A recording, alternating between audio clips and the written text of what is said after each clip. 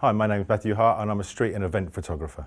Yeah, basically I've shot film all my life, and when I changed over to DSLRs, I found them too big and bulky for my work. Also, when I was going out shooting street, the cameras were so large that I was getting noticed. But when I shoot my event work, I was just getting worn out all day. I'm not getting any younger. So carrying great big DSLRs around with me and huge DSLR kit became a problem. So I changed over to the Fuji X system basically for size, and then found out how actually brilliant they were. I shoot basically with the X100T, which is a 23mm lens, and I love that camera. So basically that's obviously a fixed lens, but if I'm using any of the other Fuji cameras for street, it's either a 35mm or the new 16mm.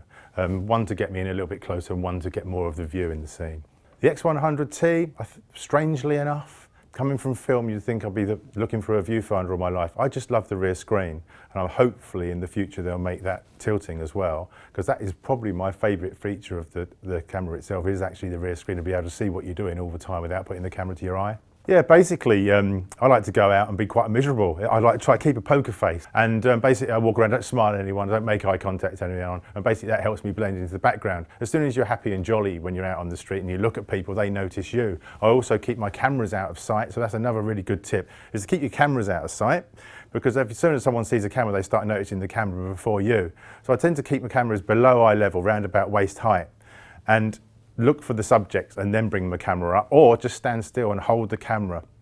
Also, I like to go to different towns and move around a bit, because if you're a street photographer and you shoot in the same town that you always shoot in, everyone starts to get to know you and they notice you out on the streets, which can be a benefit sometimes as well, because then you can start blending in because people just ignore you because you're still there.